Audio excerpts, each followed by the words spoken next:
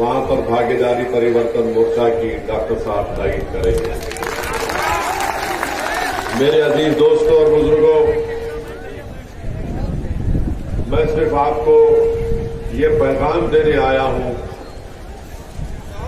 कि जब तक आप अपने नेता को नहीं मुंतखब करेंगे, कामयाब नहीं करेंगे, आपकी आवाज भारत की सियासत हो या उत्तर प्रदेश की सियासत हो, कोई आपकी आवाज को सुनने के लिए तैयार नहीं है।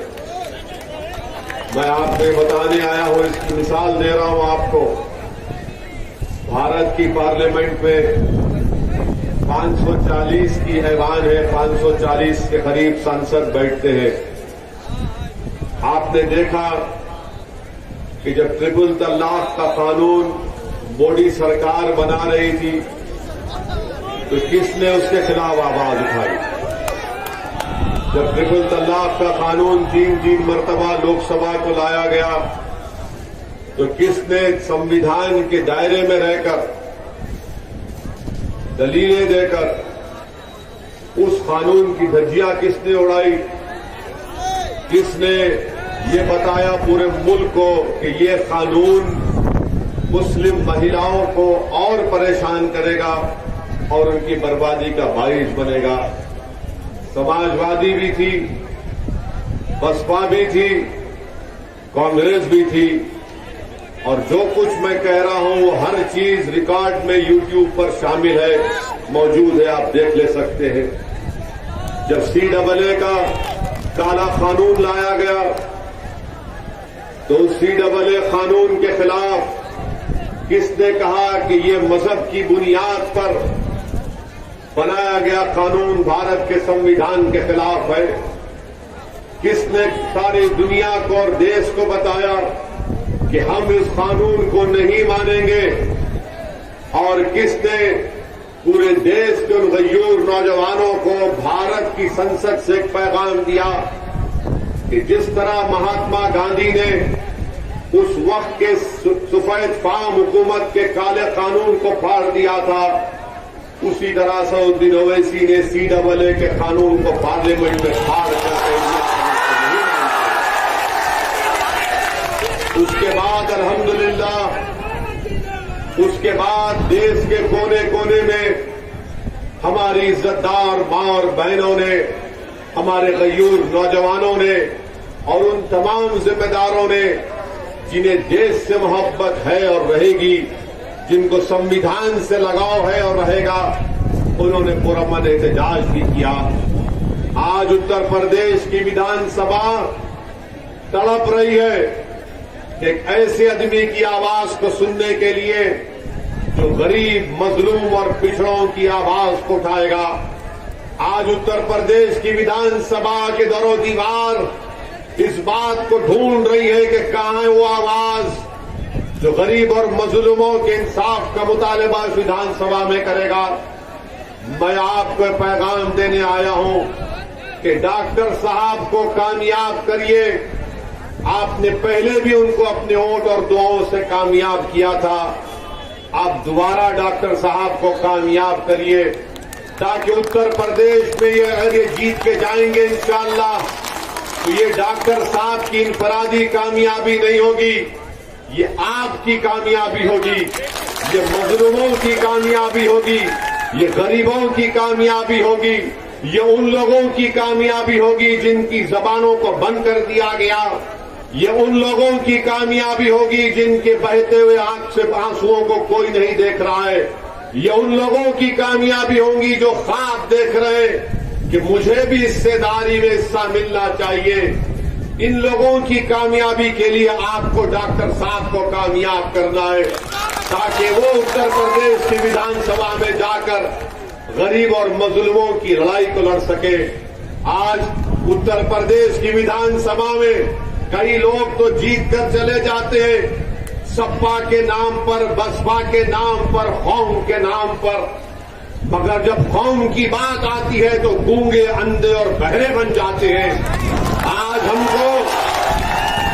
हमको गूंगे, अंधे और बहरों को वोट नहीं देना है, हमको को उन लोगों को देना है जो इन गूंगे अंधे बहरों का इलाज कर सके, और डॉक्टर साहब इसका इलाज करेंगे इंशाअल्लाह। यकीनन मैं एक मुख्य मजलिस इत्तेहादुल मुस्लिमीन का मैं सदर हूं। मेरा ताल्लुक दूसरी पार्टी से है।